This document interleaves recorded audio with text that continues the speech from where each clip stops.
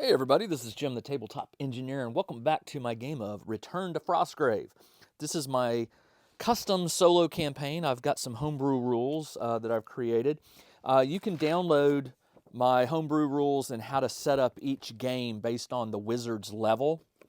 There's a link in the video description where you can go get that. It's for free.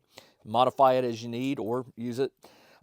In this scenario, I've got a few business items that I've got to take care of before we get playing. The first one is I need to place the 3 tokens. 2 of these are standard treasure tokens. If you pick them up, it cuts your movement in half, and they start, it says beyond the halfway line and then another 6 inches. So the halfway line is 18, so 24. I'm going to put one here between these 2 buildings, and I'm going to spin this around so you can see where it is. It's right here. And then over here, same thing. This one must be 24 in, and I don't really specify how far in. You just want to, you don't want to make them easy. So there, and then the last one is going to be 6 inches from the middle of the opposite side. Since my warband's starting over there, 6 inches would put it here, and middle, roughly middle, would be 18, right about here, up against this one right here. Now this one is worth if you get it off the table, it is automatically a magic weapon or armor roll. The others are just standard treasure token rolls. And then finally, there's one additional token. I call this the secret locale treasure. This one is 8 inches, a random direction from the one here. Thanks go to my friend Robert for giving me this direction die. I love it. This way, 8 inches, so it's going to be all the way at the back. 8 inches puts it right back here, way back here. Okay, that is the treasure tokens placed. Again, my warband will be starting over here. This is a standard game for a level 8 or higher wizard. My wizard is currently, I think, level 9 or 10. I'll have to go back and look. So since this is the 3rd game, it's a basic game. Next game, I'll be placing a vampire, werewolf, or frost giant. So that's going to be an interesting one. So let's go ahead. Since it's a basic game, my heroes will start here, and then at the end of every round, a new monster will appear at a random location. A friend of mine, Terrainholic, had a really great idea. What I've normally been doing is rolling a d20. And then if it's 1 to 5, I put it here. If it's 6 to 10, I put it midpoint over there. If it's 11 to 15, I put it over here. And if it's 16 to 20, it goes here. His suggestion was to divide each side into 5 sections. So if I rolled like a 3, it would be 1, 2, 3, 4, 5. Just, I don't know how I'll do it, but it puts it in a more random location instead of just always the midpoint. I think that's a good idea. As I can remember it, I will try to do that when new monsters show up. There are a couple more things I need to do. In the last visit to the city, one of my archers died. So I had to spend 75 gold to recruit a new one. I still have 4 thugs. I think after this game, depending on how it goes, I'm going to release either 1, 2, or all of my thugs and replace them with men-at-arms. They're more powerful. They are a standard soldier type. I've definitely got the funds to do it. I was going to do it for this game, but I think I'm going to hold off because if I make this roll properly, I might have a medium construct to add to my core. So here's the thing. In one of the spells or grimoires I found recently was called Animate Construct. It is an out-of-game roll. And if you've got the rule book, I'll tell you where it is. It's on page... The spell is, it's an enchanter. It's on page, well, it doesn't have page numbers. It's an enchanter spell. And I have it. It is a wizard cast of 10 because I am an enchanter. So I need to roll a 10 to successfully cast it. But there's a modifier. If I choose a small construct, there's no modifier. If I choose a medium, it's -3, and if I choose a large, it's -6. I'm going to go for a medium, -3, which really means I need to roll a 13 or higher on this die. As I can bring that spell down, I might go for a larger one, but let's go for a medium. I need to roll, it's going to be -3 on this die roll. I rolled a 13. 13 -3 is 10, which means I get to bring a medium construct to this game. And unfortunately, all my miniatures are over there. Give me just 1 second to grab them.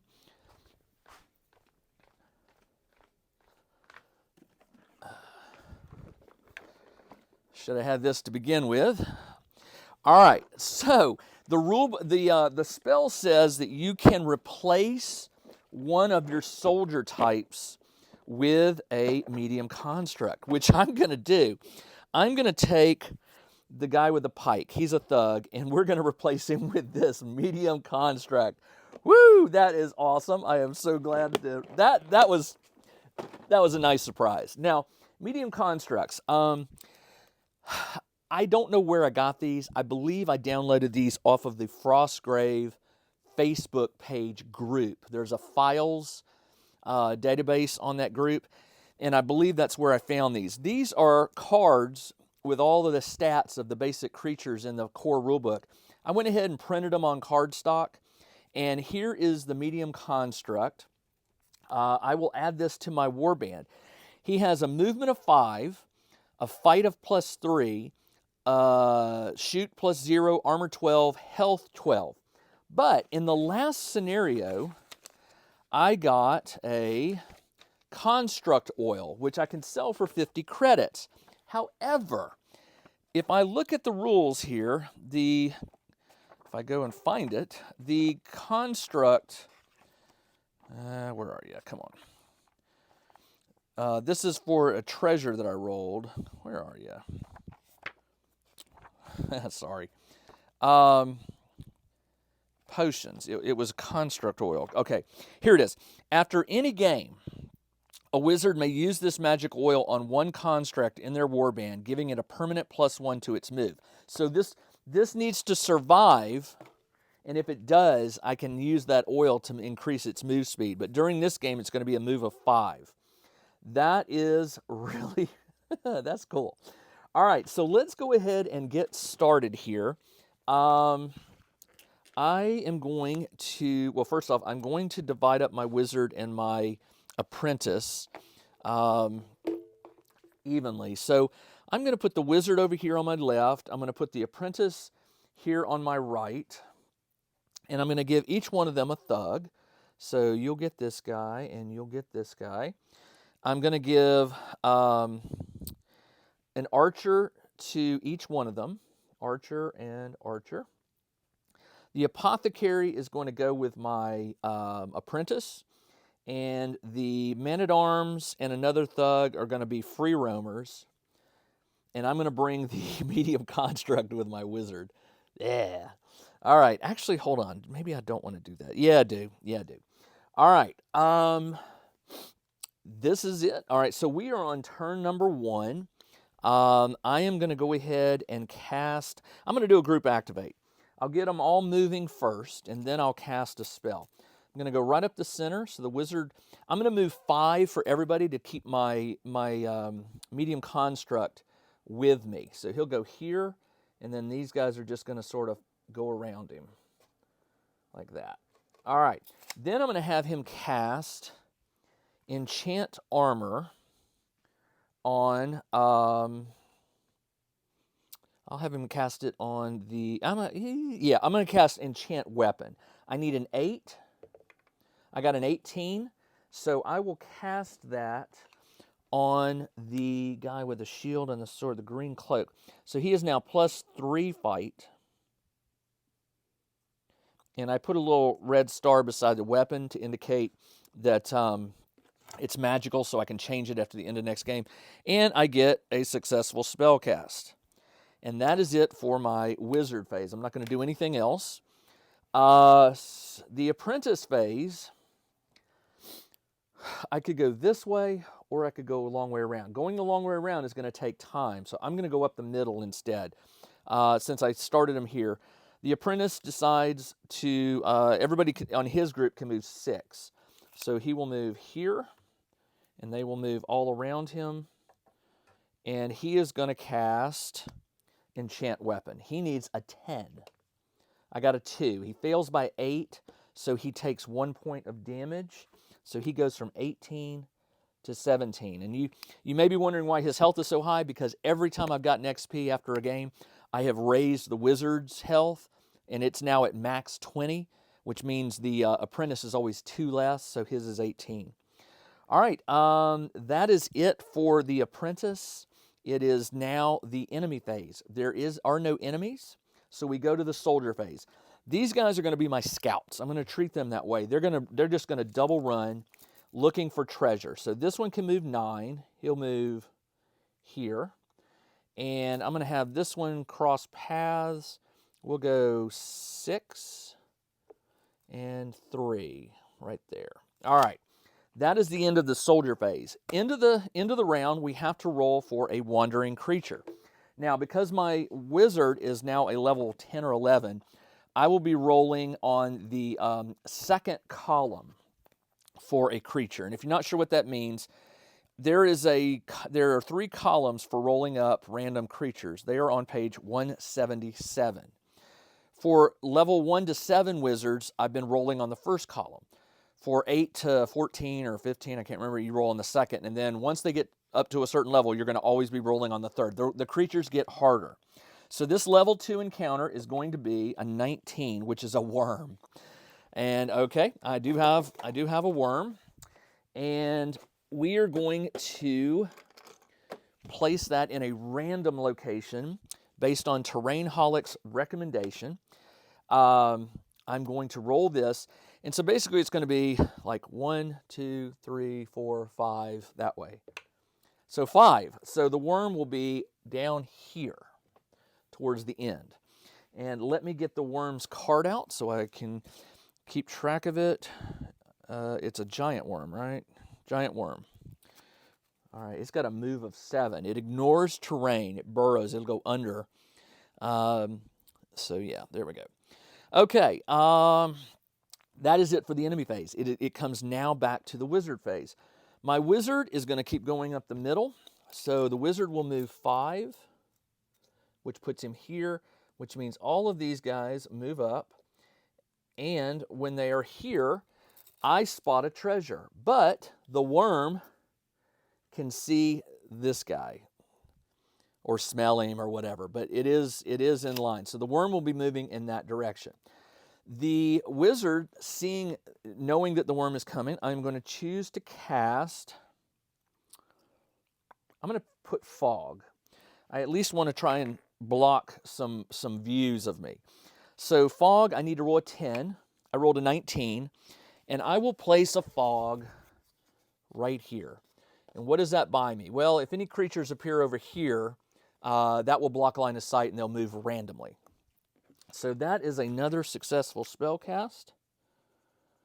Did the apprentice cast a spell? I did enchant. What did I do? Did I not? Oh, I never cast a spell with the enchanter. Let me do that now. The enchanter, I would have cast enchant weapon on one of my thugs. I rolled a 19, so I can do it. I'm going to cast it on Turban, so he goes to +3. Also for a fight. And he has a +1 weapon. All right. So that would have been a success. So now I'm at 4 successful, well, 3, because now it's the apprentice's turn. The apprentice is going to keep moving forward, 5, which puts him right here, and everybody's going to be around him. I cannot see that treasure with this was blocking it. Can't see the one back there either, so it's just basically moving. I'm going to cast fog behind me. I want to try and block off some of my it also blocks some of your exits, but I need to roll a 12. I rolled a 19. Man, this die is rolling lots of 19s. I may have to check that out. This one I am going to put behind me here. Now, a creature could randomly move through the fog, and then it would be able to see me, but I'll take my chances. And that is another successful spell. And now it is the enemy turn. All right, so the enemy can move 7. So it will move 7 directly towards me, and then it will double move 3.5, putting it right there. You can see it, and then over here is my wizard. Right around the corner is the worm.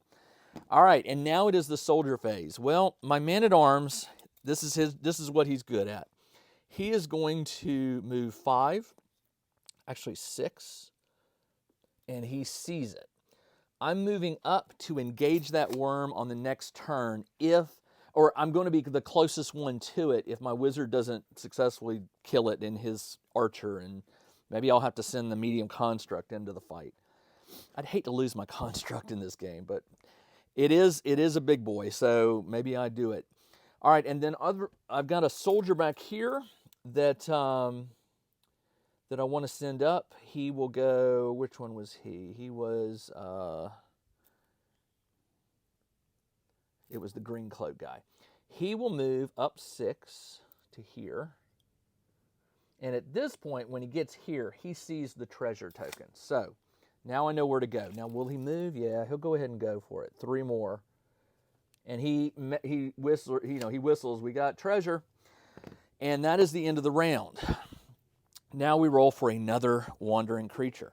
And I made my game, since you're playing solo, I made it so that monsters are coming at every round. So let's see what happens. That is a 6. A 6 is a bear. Okay. I just dropped my phone. We have a bear. Let me get that out. Where are you, bear? A bear. And let's roll for his location. 4. 1, 2, 3, 4. All right. He doesn't see me, but maybe I don't know. You would think bears would smell, but we'll just see what happens. All right. It is now the next round. It is time for my wizard. I do not want to put the wizard too close to the worm, so the wizard will move behind. I'm group activating. I will move this one here. I'll move my giant or my medium construct here. And I'm going to move the archer here. Well, the archer can move 6 and 3 is 9. Here would be 2. This is 3, 6. He can get up here, but that's all he can do. He cannot shoot this round. And that is going to be, well, it's not the wizard phase. I can cast a spell. So the wizard can see the worm.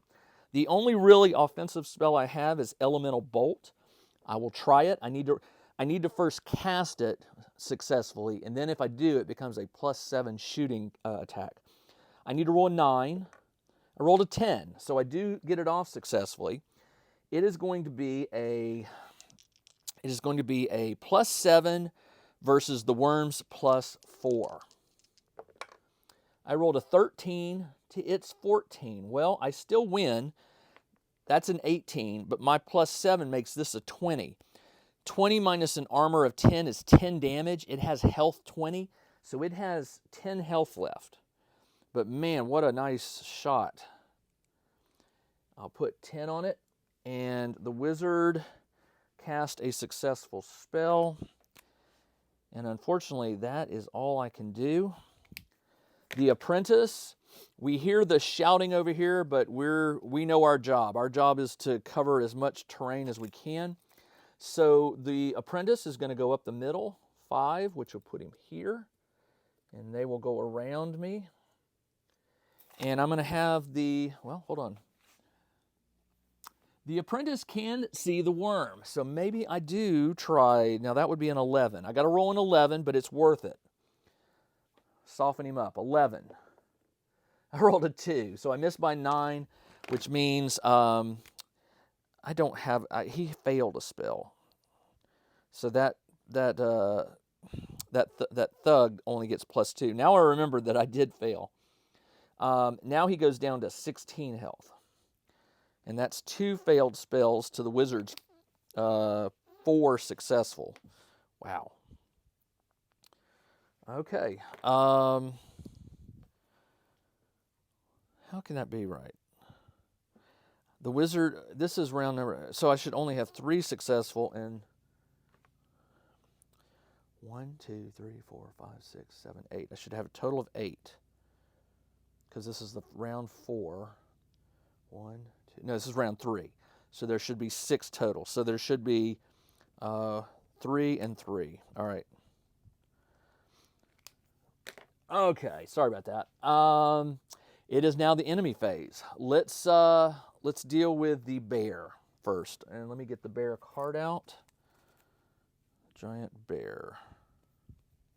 Or is it just bear? It's not giant bear, thankfully. It's just bear. The bear can move 6, but let's see, which direction will it move? Straight ahead, of course. It moves 6 inches, which puts it here, and it turns and it sees the warband. So now it will move 3 this direction, which is not good. But the worm will move. It can move 7. So it will now attack. But I positioned my heroes for an ally. The worm, in my opinion, the worm would probably go after the weakest, trying to completely kill it to reduce numbers, which would mean it would go after the thug. But it's also a stupid creature, right? It's dumb. It doesn't think like that. So let's roll randomly. 1, 2, thug, 3, 4, man-at-arms, 5, 6, medium construct. 2, it will go after the thug. All right, so the thug is plus, he's +3 fight. He's the one I cast enchant weapon. But he also gets +2 and +2 for his allies, so he is at +7. Versus the worms, +4. I'm blue. I rolled a 9 to his. Is that a 6 or 9? That's a 6. It's when the pointer is at the top. So he gets the worm gets a 10, but I get a 16, which does 6 more damage to the worm.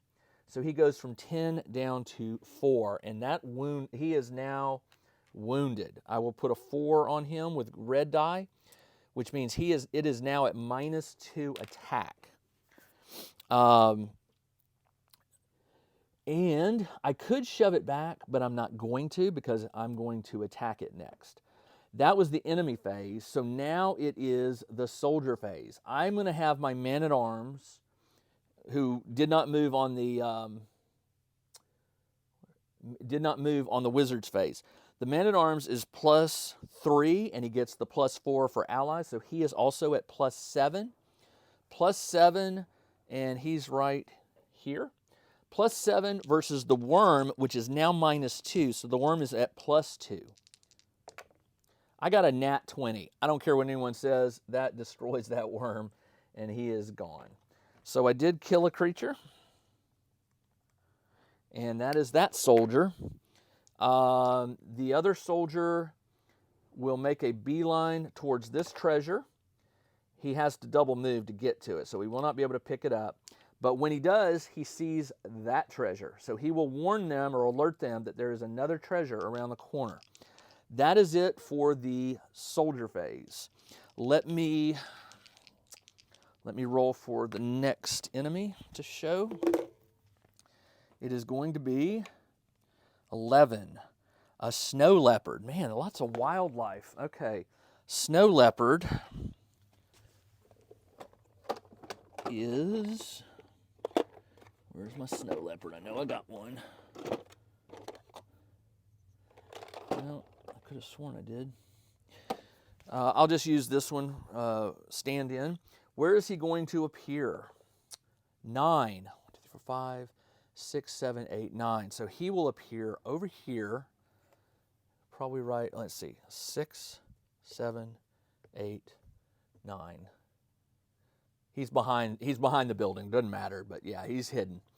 All right, that is it for the enemy, or the end of the round. It is now turn number 4. My wizard sees the bear. I am going to group activate this entire group again. The archer, he moved on the wizard phase, so he will move in soldier phase this turn. The wizard will first off, we will do a move action. I'm just going to tell them to hold up and get ready to take on the bear. But in the meantime, I'm going to try to cast Elemental Bolt. I need a 9. I got a 1. I missed my 8, so that is 1 point off. I'm down to 19, and that is a failed spell. I order the archer. I don't have an archer. Yeah, I'm going to have the bear come to me. I'm not going to it. So the wizard phase is over. The apprentice. The apprentice will keep moving forward. He figures the wizard's got this, so he can move 6, which puts him here. And then everybody's sort of guarding him, front, behind, and to the left and right. He will cast Fog here. I need a 12. I got a 9. I'll take 3 points of damage. I'll go down to 13 to put a fog up. And by the way, I forgot, I need to roll to see if the fog dissipated for that one. On a 1 to 4, it goes away. At 2, it does. And then this one was cast. I'll roll for it. I rolled a 5. It's okay. So from now on, I'll be rolling for all the fogs that are up. This one gets a free pass for this round. That was the apprentice's phase, and that was a successful spell. Remember, track your successes and failures. It's all about the XP. And now we're to the bear and the snow leopard. The bear runs forward. It also is an animal, so I will roll randomly to see who it attacks. 1, 2, thug. 3, 4, man-at-arms. 5, 6, construct. I rolled a 3. It goes after my man-at-arms. My man-at-arms is a +3, but he's got the 2 allies, so he is at +7 versus the bear's +4. I rolled a 15 to the bear's 5.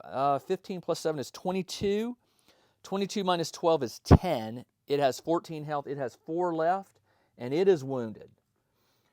All right, and then the snow leopard over here, it will move randomly.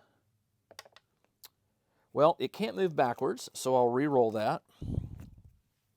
Let me get the snow leopard's card out. Snow leopard. And we'll roll again.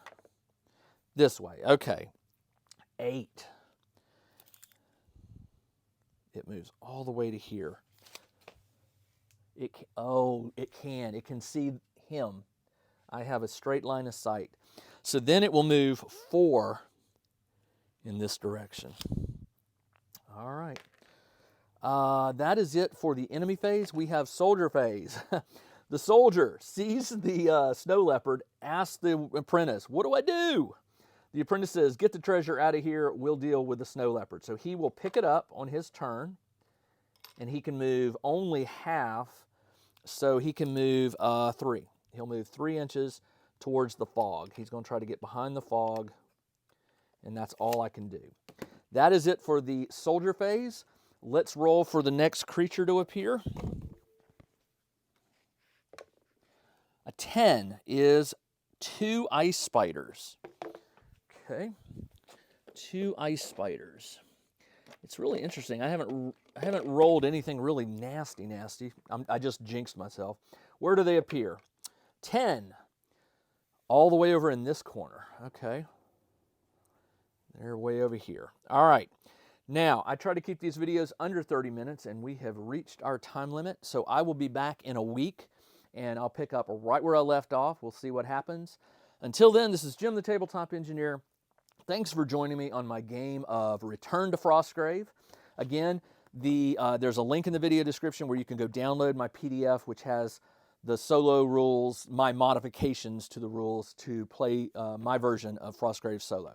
All right, everybody, I'll see you in a week, and take care. Check out the new RPG and Wargame newsletter. Each week, the Tabletop engineer shares news, products, Kickstarters, and much more related to the gaming hobby. It's free to subscribe, so check out the link in the video description below to sign up.